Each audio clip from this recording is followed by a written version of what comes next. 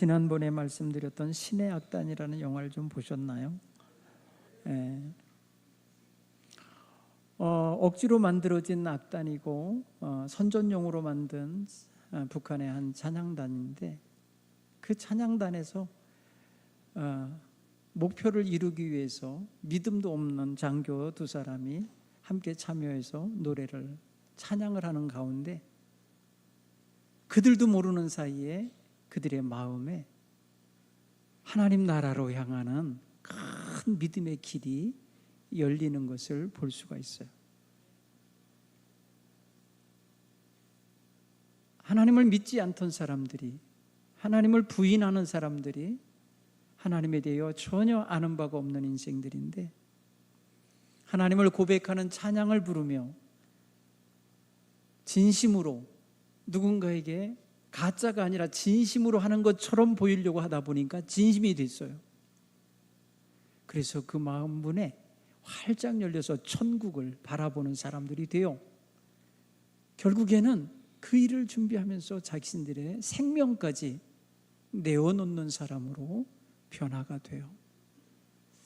사랑하는 성도 여러분, 오늘 우리는 여기까지 살아왔습니다. 오늘 제일 오래 살고 있는 날입니다.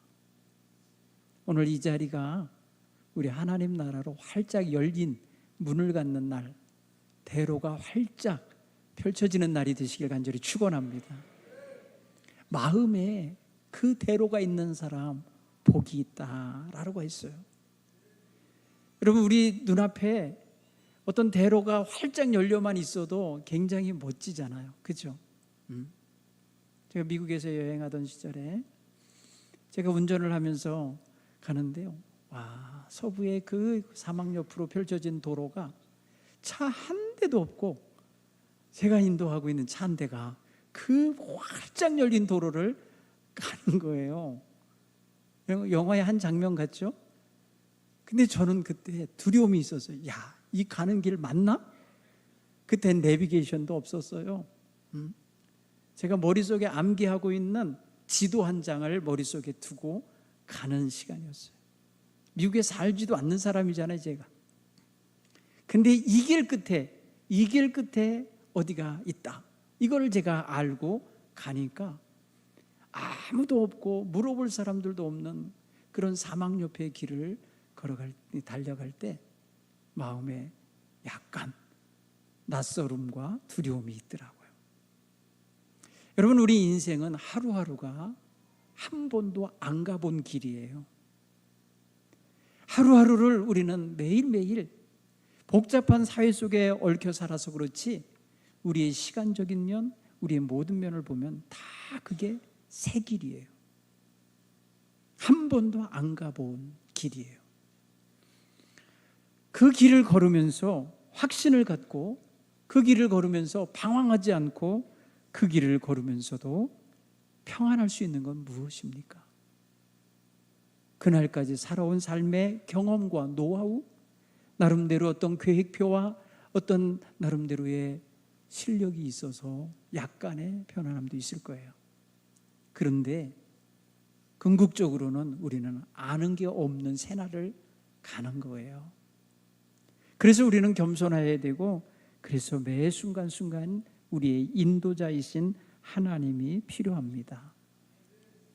오늘 성경 이야기는 멀리 예루살렘을 향하여 순례하는 사람들이 순례길에 부르는 노래입니다.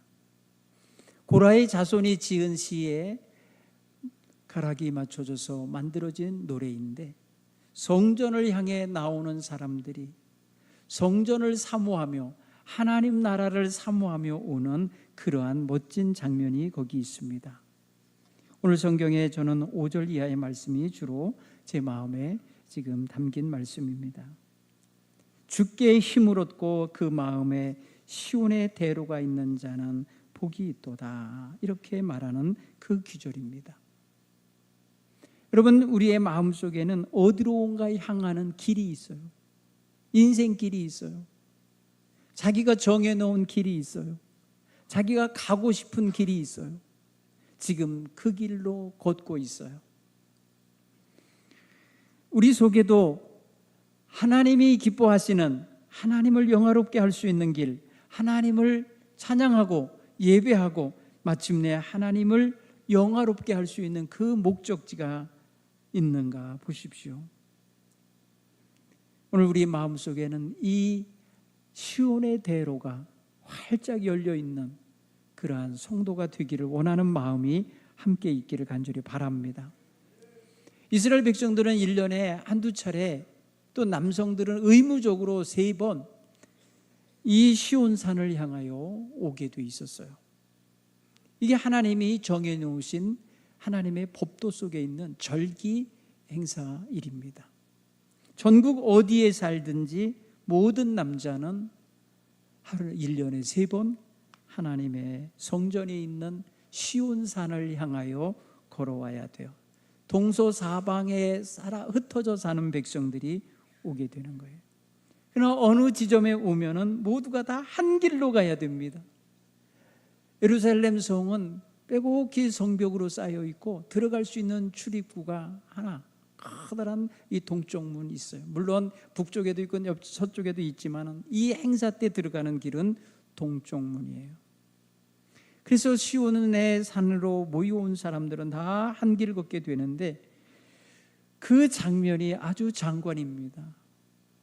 얼마나 많은 사람들이 바리바리 짊어지고 오는 거예요. 오늘 성경 본문의 배경은요, 가을에 드리는 초막절입니다. 이른 비가 내리는 시절이에요. 초막절 행사는 그들에게 있어서는 추수감사절 행사 같은 거예요. 모든 백성들이 정말 바리바리 짐을 지고 이고 끌고 오고 있는 그런 모습이에요. 그들이 오는 길이 굉장히 멀고 험한 길일 수 있어요. 모든 길이 잘 닦여진 대로가 아니에요. 산길을 걸어야 되고 물 건너고 산 건너고 가시길을 건너와야 되는 곳에서 사는 사람들이에요. 그들이 눈물 골짜기를 지나가고 있을 수 있어요. 피곤하고 지치는 고된 먼 길을 걷고 있어요. 그럼에도 그들의 목적지는 시온산이에요. 하나님의 성 시온성이 있는 곳이에요. 거기에 하나님의 아름다운 성전이 있고 그곳에서 하나님을 찬양하며 예배하는 예배가 준비된 곳입니다. 그래서 그들에게 있어서 이 시온산으로 가는 순례길은 너무나도 흥분되고 너무나도 기대되고 너무나도 사모하는 그런 길이었던 거예요. 여러분, 옛사람들도 한양 한번 간다고 그러면 굉장히 크게 생각했다고 그래요. 한양 도성으로 한번 갔다 오는 것이 인생 일대의 경험도 돼요. 제가 3년 전에 태국에 가던 길에 인천공항에서 메카를 향하여 가고 있는 한 여인을 만났어요. 영등포에 와서 살고 있어요.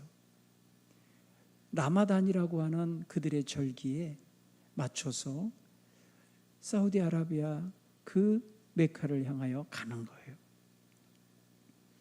여러분, 이 한국 땅까지 와서 살 때는 그 여인은 사연이 있는 거예요. 그는 인도네시아 여성이에요. 그런데 지금 한국에 와서 살아요. 그런데 그의 가는 길은 지금 어디냐면 사우디예요. 그 뭐 때문에 가는 거냐? 그들의 신앙 절기 순례를 가는 거예요. 여러분, 회교도들은요, 메카를 한번 다녀오는, 순례를 다녀오는 것은 굉장한 삶의 목표예요. 죽기 전에 한 번은 갔다 와야 된다고 하는 게 의무예요. 또 그 여성은요, 아이들을 다 남편에게 맡기고 가는 거예요. 제가 보기에는 뭐 18살, 19살밖에 안 돼 보이는 애띤 여성이에요. 근데 결혼하여 애가 둘이 있어요. 그러면서 굉장히 흥분된다는 거예요. 자기 마음은 굉장히 떨리고 기대가 된다는 거예요. 왜냐하면 그에게 있어서 거기는 말 그대로 죽기 전에 꼭 한번 가봐야 할 곳이 되기 때문에 그래요. 그래서 그 먼 길을 가는데 자기는 금식할 각오를 하고 금식을 하는 거거든요. 여러분, 굉장히 어려운 길을 하러 가는 거예요. 그냥 즐거운 여행이 아니에요. 사실은 고된 고행의 길인 거예요. 그럼에도 불구하고 그런 의미를 가지고 찾아가는 순례길이었어요. 그 순례 가는 사람과 성지 순례 가는 사람, 그 사람 입장에서 성지 순례 가는 사람과 저 태국 선교 가는 사람이 같은 비행장에 있었던 거예요. 그래서 제가 거기서 많이 생각했어요. 우리는 과연 우리의 삶의 의미가 쏟아지고 있고 부여되어지고 있는 곳 하나님의 전을 향하여 가는 마음, 하나님을 사모하는 마음이 이런 마음인가? 이런 마음 정도 되나? 라는 걸 느꼈어요. 또 어느 날인가 차마고도라고 하는 그 다큐멘터리를 보면서 저 먼 나라에서부터 이 네팔 부탄인가 어디서부터 수백 킬로를 걸어서 삼보일배를 하면서 오는 거예요. 세 걸음 가서 한 번 절하고 세 걸음 걸어서 한 번 절하고 이러면서 그 추운 설산을 넘어오는 그 불교도들의 모습을 보면서 전 경건함을 느꼈어요. 야, 대단하다. 그들의 순례길에는 마음이 뭐가 있는 거냐면 마음에 그는 부처를 향하여 가고 있는 거예요. 그런데 그 정도의 마음을 가지고 무릎과 손바닥에 자동차 타이어 조각을 붙여갖고 절할 때마다 손이 까지니까 이렇게 하면서 가는 거예요. 앞에다가요 소가죽을 앞치마로 하고 그렇게 하고요 가는 거예요. 가는 모양은 정말 지저분하고 더럽고 정말 형편없어요. 하루하루 그 노숙을 하면서 가는 거예요. 이게 순례자들의 마음에 있어요. 내가 죽어도 거기 가서 죽어야겠다고 가는 거예요. 그 중에 진짜요 중증 암 환자가 따라가고 있었어요. 자기는 삼보일배를 할 수가 없으니까 뭘 할 수 있다 그랬냐, 그 삼보일배하고 가는 형제들의 짐을 자기가 손수레에다가 싣고 그거를 대신 메고 끌고 가는 걸 고행을 택한 거예요. 사랑하는 성도 여러분, 우상을 섬기는 사람들도 이렇게 성지순례를 위해서 목숨을 걸어요. 이게 지금 현재판이에요. 현대판. 오늘날 우리 기독교인들의 마음속에 하나님을 향하여 가는 시온의 대로가 막혀있는 사람들 너무 많고 끊긴 사람들이 많고 아예 그의 삶의 지도에서 지워진 사람들도 많아요. 방황하고 있어요. 어디를 향해 가야 되는지 모르고 세상의 탐욕과 유혹과 세상이 요구하는 대로 살아가는데 마음과 생각을 적시어 놓고 살고 있다고요. 오늘 저는 여러분에게 하나님을 향한 시온의 대로가 활짝 열려 있기를 간절히 축원합니다. 하나님을 향해 걸어가고 싶고 하나님을 향하여 가서 하나님 기쁘시게 하고 싶고 하나님을 영화롭게 하는 삶 속에 머물고 싶은 마음을 가지시길 간절히 축원합니다. 오늘 시편 기자는요 이 노래 속에서 그런 걸 말해요. 성전에 도착해 보니까요 많은 사람들이 와서 초막을 짓고 머물게 됐어요. 그러다 보니까요 늘 거기서 사는 사람이 보이는 거예요. 제사장들 보여요. 레위인들이 보여요. 저 사람들은 얼마나 좋을까? 부러워요. 얼마나 저 사람들 복된 것까? 너무너무 복스러워요. 그래서 그 사모하는 마음 속에 너무너무 아름다운 모습이 마음속에 자리 잡아요. 그리고 날아다니는 새 가운데 참새, 제비, 이런 새들이 하나님의 궁정 추녀 밑에다가 집을 짓고 제 새끼를 키우고 있는 모습이 보여요. 그것조차 부러워요. 하나님의 전에 머물러 사는 그 존재들이 너무너무 복스럽고 부럽고 내가 저렇게라도 살 수 있었으면 좋겠다 생각되는 마음이 와요. 얼마나 사모하는 마음인지 그는 나중에 이렇게 고백하죠. 주의 궁정에서 한 날이 다른 곳에서의 첫날보다 낫고 악인의 장막에 사는 것보다 내 하나님 성전에 문지기로 있는 것이 좋겠습니다. 내가 하나님 성전에 문지기로 있으면서라도 여기 머물러 살았으면 좋겠습니다 하는 마음이 있는 거예요.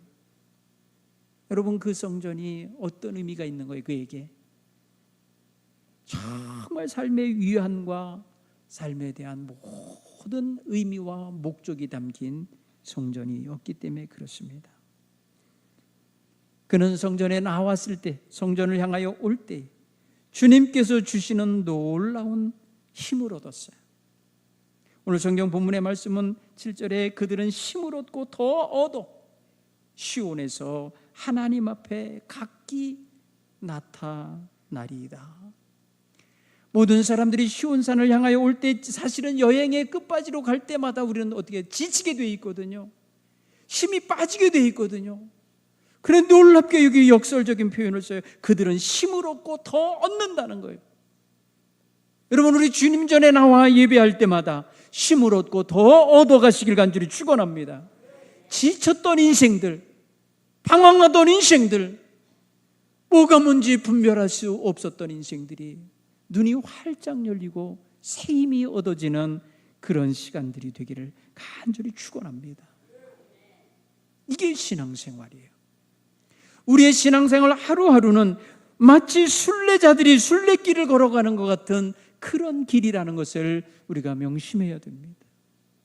그래서 이 순례길에 자꾸 유혹받으시면 안 돼요.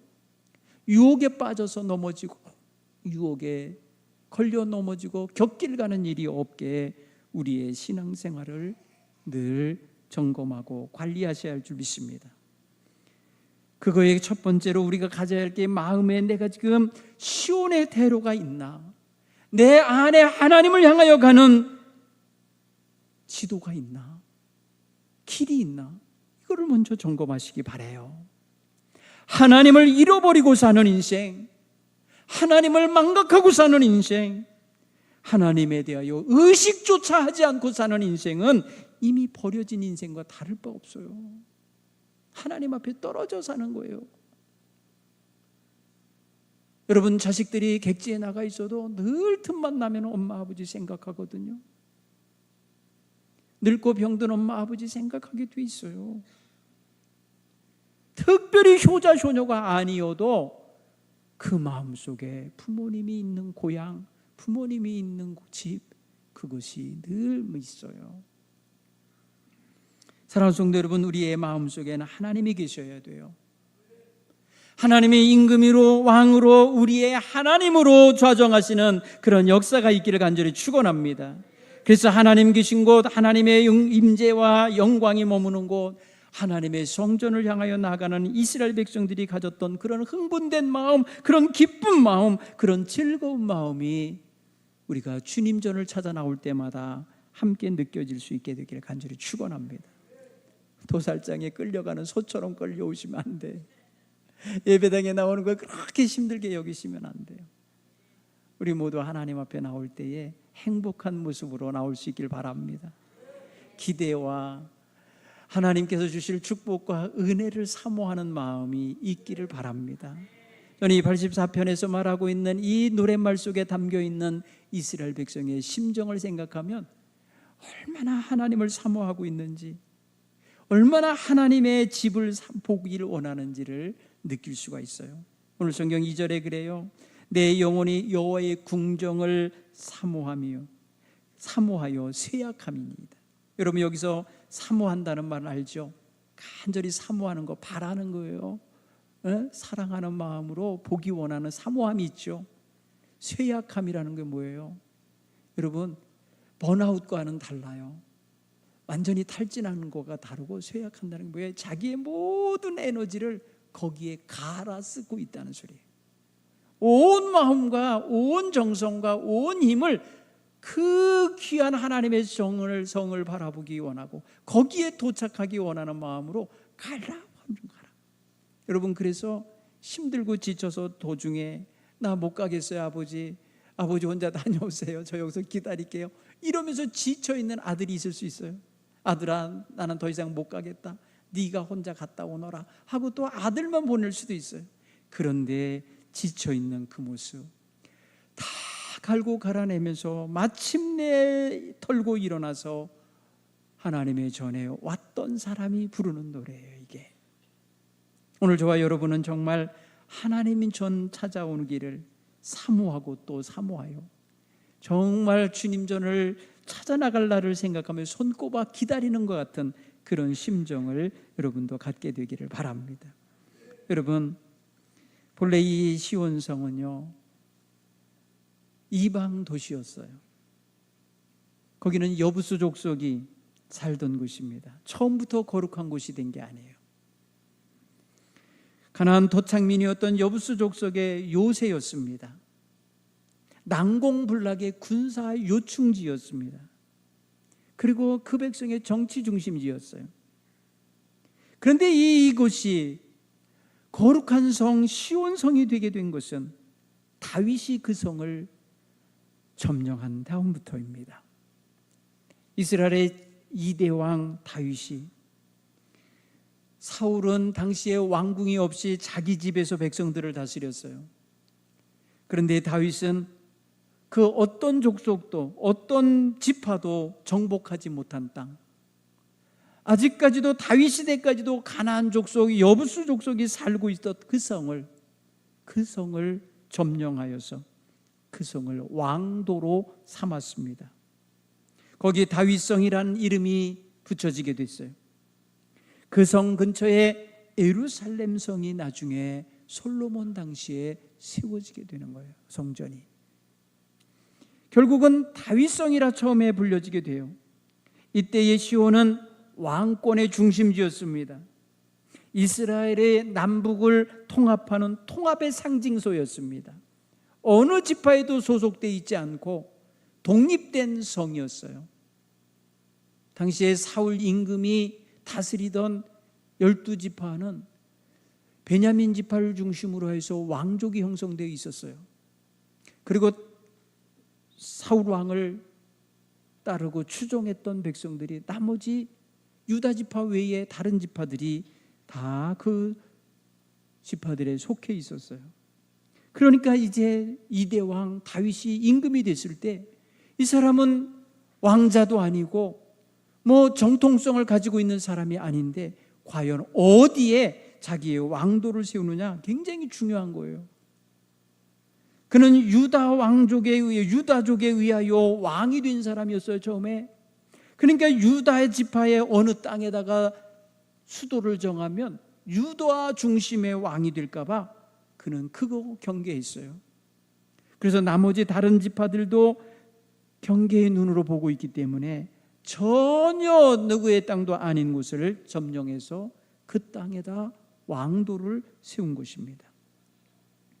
그 땅이 거룩해지게 된 건 그 다음이에요. 무엇 때문이냐? 다윗이 그곳으로 여호와 하나님의 법궤를 이동해 옵니다.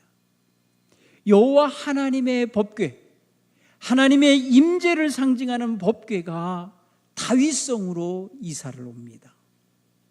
다윗성으로 모셔다 드리고 다윗성 안에 장막을 치고 거기 하나님의 언약궤를 모심으로 인해 그곳은 하나님의 임재의 자리, 하나님의 보호하심과 임재의 중심지가 된 것입니다. 결국 이 일은 다윗의 왕권과 유다 이스라엘 백성 전체의 종교가 한 곳에 집중화된 것입니다. 왕이 있고 하나님이 계시고, 그래서 강력한 의미를 갖는 새로운 성이 된 것입니다. 이 성은 순식간에 왕의 성이 된 것이고 하나님의 거처가 된 것입니다. 군사 요충지였던 자리가 하나님을 예배하는 예배의 중심지가 된 것입니다. 그래서 전국에 흩어져 있는 백성들이 다 어디로 오게 되어 있느냐? 바로 왕이 살고 있는 이 시온산으로 모이게 되어 있어요. 중앙 집권 정치가 시작될 수 있는 배경이 된 거예요. 정치적으로는 이래요. 그런데 놀랍게 백성들은요, 그 마음이 하나님께로 향하고 있었기 때문에 다윗 왕을 보러 오는 것이 아니라 하나님의 임재하시는 법궤 앞에 와서 거기서 예배하고 하나님께 영광 돌리기 위해서 모여드는 것입니다. 사울 왕을 따랐던 족속들도 다 하나님의 법궤가 있는 곳으로 오게 돼 있었어요. 이것은 다윗에게 있어서 강력한 통일 왕국을 이어가게 만드는 힘의 원천이 된 거예요. 이거는 다윗의 입장에서는 너무나 좋은 배경을 얻게 된 거죠. 백성들은 안정을 찾게 됐습니다. 백성들의 마음은 하나님의 거하시는 성 시온성을 향하여 가는 것이 가장 큰 의미가 되게 됐습니다. 그 성은 난공불락의 성으로 이름나게 된 것은 바로 시스기야 왕 때입니다. 아수르 군대가 쳐들어와서 그 성을 포위했습니다. 몇 년간을 포위하면서 힘들게 하고 있을 때에 하나님 앞에서 하나님께 기도했던 이 히스기야의 기도를 들으신 하나님이 그 아수르 군대가 스스로 제 나라로 돌아가게 되고 그 나라 돌아가서 지리멸렬 당하게 하셨어요. 그 나라가 무너지게 됐어요. 여기 쳐들어왔던 나라가 내란이 일어나갖고 뒤로 가서 지네 나라에 돌아갔을 때 왕이 암살당하는 일이 벌어지고 이제 나라가 무너지게 되고 바벨론에게 먹히게 돼버려요. 여러분, 그럴 때에 백성들 입장에서는 몇 년 동안 포위당해갖고 말입니다, 사람을 잡아먹을 지경까지 됐고요, 인분을 먹어야만 하는 상황이 되는 그런 상황에서 해방을 얻게 됐으니까 이게 얼마나 커다란 승리입니까? 그래서 그 이후로 시온성은 하나님이 지키시는, 하나님이 보호하시는 성이라고 하는 상징이 됐던 것입니다. 시온성은 무너지지 않는다는 믿음을 갖게 된 것입니다.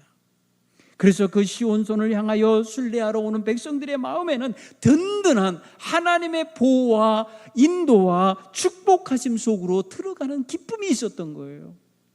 사랑하는 성도 여러분, 오늘 우리는 하나님 앞에 나올 때에 이런 시온산을 찾아오는 백성들만큼 우리 마음에도 하나님의 놀라운 은총 안으로 들어가는 그런 기쁜 마음으로 주의 전을 찾기를 간절히 축원합니다.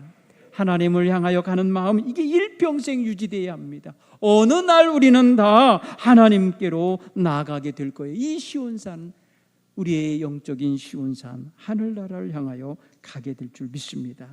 사랑하는 성도 여러분, 우리는 많이 힘든 역사적 현실 속에서 살고 있습니다. 낭망하고 절망하고 탄식하고 두렵고 어떻게 살아야 될지 모르는 급변하는 지금 사회 속에 살고 있습니다. 여러분, 이렇게 사회가 요동치고 급변한다 할지라도 우리의 초점이 하나님께 모아져야 될 줄 믿습니다. 그래야 방황하지 않습니다. 그래야 곁길 가지 않습니다. 그래야 무너지지 않습니다. 하루를 살아도 우리는 분명한 초점을 갖고 살아가는 하나님의 귀한 백성들이 되기를 간절히 축원합니다. 여러분의 가족 모두의 마음속에 하나님을 향하여 가는 시온의 대로가 다 확립되어 있기를 간절히 축원합니다. 어느 가족 하나 방황하거나 세상 죄에 휩쓸려 나가는 이 없이 하나님을 향하여 열린 그 길로 온전히 갈 수 있기를 간절히 축원합니다.